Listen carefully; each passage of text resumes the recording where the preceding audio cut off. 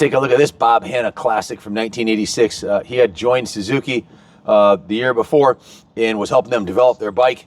The 86 was a whole new design. They had the power valve, 12.4 inches of suspension on a fully redesigned full floater rear suspension that had 50% more components and linkage, less unsprung weight, and it worked better. And they were already dominating the competition with the best suspension in the market. The forks are the 43 millimeter Kayaba forks, 11.8 inches on the front. So a good rider today with a fresh build on one of these can wreak havoc on the local pro scene with one of these bikes, because they're still competitive with the right rider on them.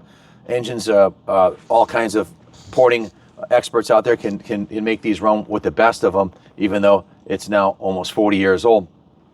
Bob was actually having some success with this bike and actually won the 1986 USGP at Unadilla on the production version of this motorcycle. The production rule was in effect in 1986, which meant that you had to run no more exotic one-off frames. This is the exact frame that Bob Hanna would have raced on. In fact, in 87, I was working for New England, 82, 83, 84. For like 5 years, I worked at the Suzuki dealership in West Hartford. And in 86, I was riding a CR500 with great success. Won 9 out of 11 motos. My last motos as a B rider, and then turned expert in the fall of 86.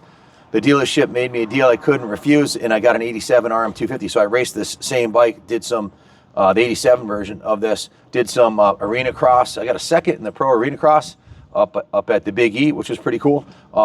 Didn't do quite as well on the big national tracks like Southwick, but I do remember lining up with Jim Boshin, one of the local pros, and a few other local pros, and Bob Hanna, and the rest of the fast guys from that era. A lot of fast guys from New England, like Pat Barton and John Dowd and Doug Henry were all racing at Southwick, that national, and didn't make it into the main. I ended up finishing a couple places out. I finished 14th and didn't make it in the LCQ either. So, but I did actually run with Bob for a little while. He got a shitty start.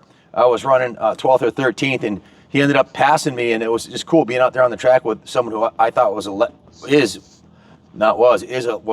and a hero of sorts to us. But anyways, he ended up finishing 8th, making it into the main, and I finished 14th. I'm sure my bike was a shadow of what his factory bike was, because although it was a production rule, their suspension was all unobtainium. The engines were ported and polished and had way more horsepower. Mine was 100% bone stock, except for the rear tire. Suspension was stock and everything, so I probably didn't stand a chance, but I had a lot of fun. So these are outstanding bikes. They were the best suspension of the day.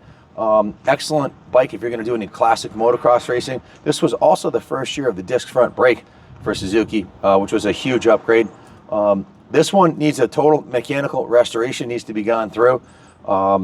Engine needs to be rebuilt. Exhaust pipe's got some dents in it. It's missing a couple components, like it's missing the rear brake arm and the rear brake lever. But aside from that, it's a good core bike for restoration, and should give you years of fun once you go through it.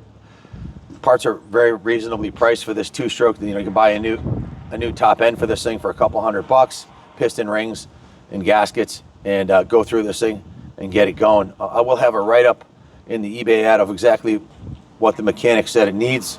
But looking at it, you can see it is missing the brake lever, and the pipe we could probably remove. A good pipe shop could remove those dents out of the pipe. We could do it here, but we bill out at $150 an hour, and we thought about it. We said, okay, we're going to put 30 hours labor into this bike and $1,000 of parts, so we're going to have a $5,500 work order. But if you can do it yourself and just buy the parts, it's just the cost of the bike plus the parts. And any backyard mechanic can work on a two-stroke. That's the beauty of these two-strokes. You don't have to be a professional mechanic to do a top end. They're pretty easy to work on. So we're selling it as is. And if you have any questions about it, give us a call, 860-454-7024.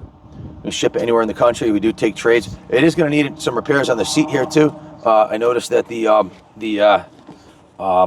seat base here, you could probably have a plastic welder fix that, and or get a new seat base. It does have the boot for the from the carb to the whole airbox and everything is intact. So yeah, good core bike for a restoration, and when's the best time to do it? Winter time. And here we are, Thanksgiving, day after Thanksgiving. So if you're looking for a cool winter project, this would be one that would be a lot of fun to ride when they're done because they haul ass. I got a couple of videos of ones we had done, just punching RM250, 84, 85, 86, and Kaplan, 87, those years, and you'll see all the ones we've done over the years, a bunch of them, and they haul the mail. They're awesome. Thanks for watching, and God bless America.